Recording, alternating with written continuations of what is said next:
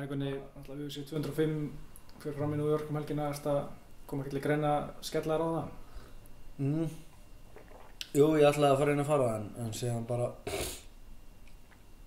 síðan ákvað ég bara ætlum að vera hérna heima. Það var mjög erfitt að fá einhverja miða á þetta, við ætlum að fara nokkrir en það var alltaf bara engin leið að fá einhverja miða og eitthvað lítið að hafa þar sko. Þannig ég ákvað bara að vera hérna heima og vera með strákinn minn og horfa á þetta hérna bara með félögunum.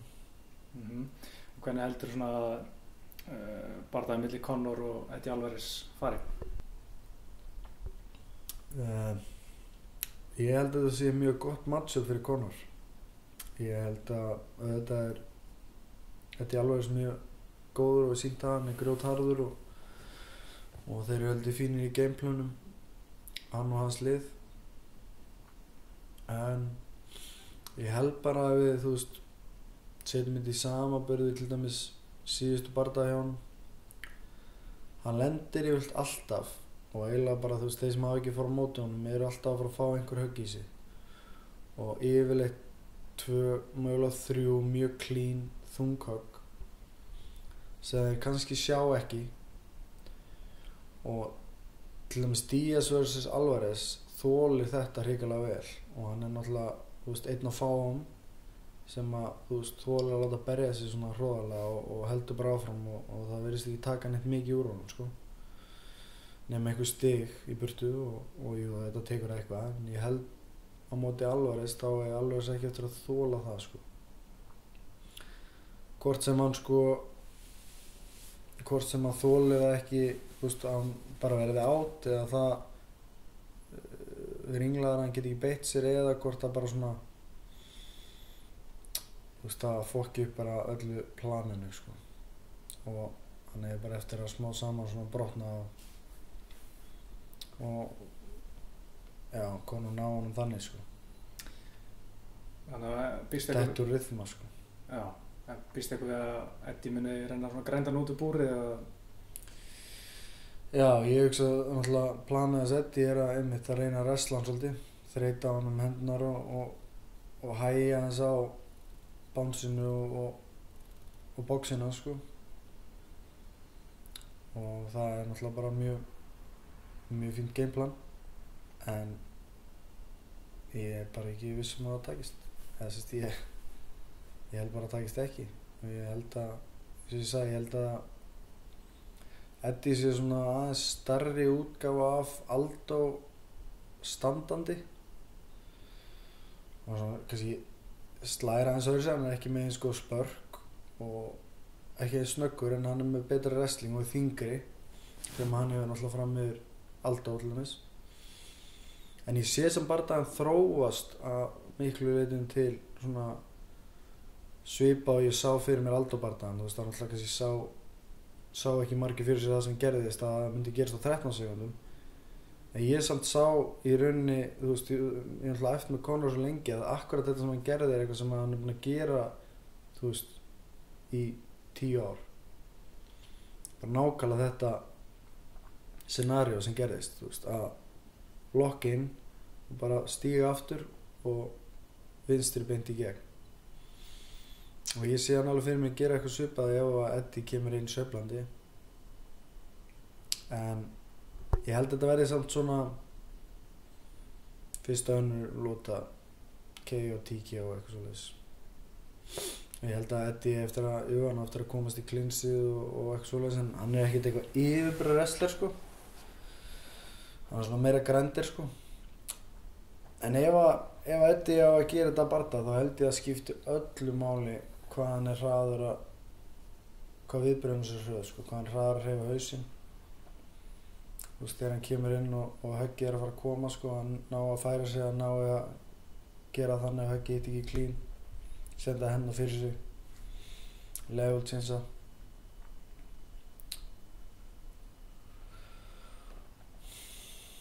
Já, ég held að sé það svona í mínum huga ég bara líkur að Conor sé að fara að vinna þetta en þetta verður örugglega bardagi.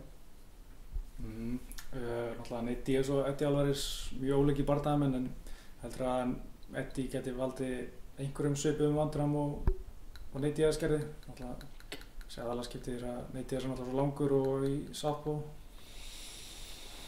Ég held sko það sem að Nate Diaz hefur sko, sem að er, eins og ég sagði áðan sko, sem er kannski ekki margir hafa, er, hann er mjög góð strækir, hann er töluvert lengri heldur en Conor, sem að er stór faktor í þessu.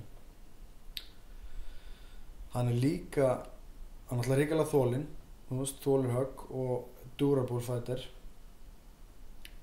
og hann er líka Southpaw, sem að er líka stór faktor, sem Eddie er ekki sko.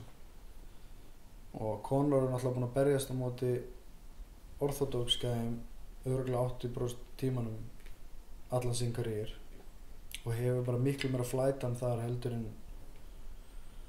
en á móti Southpaw og hefur á öllu líkindum miklu meira flight time á móti, út af það eru náttúrulega langflestir orthodox og þannig að hann hefur miklu meira flight time í spegli heldur en þú veist, Eddie, þú veist, sem því náttúrulega að þeir standi eins og þetta standa fyrir hann að speil með vinstri frammi og hinn með hægri frammi og þú veist, það er svolítið öðruvísi, þú veist, að standa þannig að það er bara í rauninni allt annan leikur sko.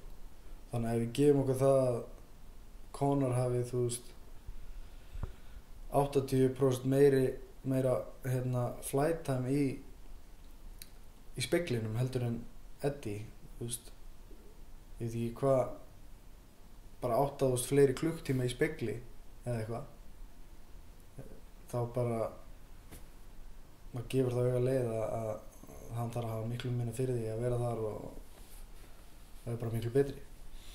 En síðan alltaf hefur hver og einn fighter sína orku sko, þannig að þú veist, hann er að fara á móti öðrum manni og það sem Eddie hefur kannski fram yfir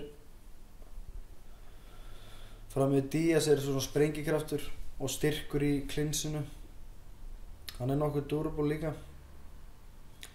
en síðan er það seinasta sem að Diaz hefur líka hann er hrikalega góður í jörðinni og hann er bara stór hættulegur í jörðinni og ef hann nærið niður og tala ekki hann bara sláði aðeins, nærið niður lendir ofan á, þá er hann með hrikalega góð submission sko, meðan að Eddie er ekkert með sérstakt ground game sko. Ekki með Diaz. Akkurat. En svona yfir í annan bardaga sem er á kartinu sem er alltaf titilbardagan í þínu þyngdarflokki, Steve Thompson gegn Tyron Woodley. Hvernig sér hann fara? Já, ég svo lúmst held með Wonderboy, mér finnst það mjög skemmtilega fæti bara og flottur. Ég væri svona til að sjá hann satt fara í jörðina og vinna sig út úr því og sjá eitthvað svoleiðis frá honum sko. Ég hef, þú veist, svona ég hef einhvern veginn minna gaman af fæturum sem eru bara í einu svona terreni sko. Þó hann sé alveg hrikalega góður standandi og það er alveg gaman að horfa á það. Það finnst mér mjög skemmtilega að menn eru bara helvíti librir á öllum vígvöllum sko. Og það þurfi ekkert að vera eitthvað, þeir geta alveg verið bestir þarna en samt góðir allstaðar annarstaðar. Maður hefur svo lítið séð hann, maður er eiginlega bara verið að defenda takedowns og koma sér upp og taka karate kit á það. En ég held samt að hann er eftir að merja þetta.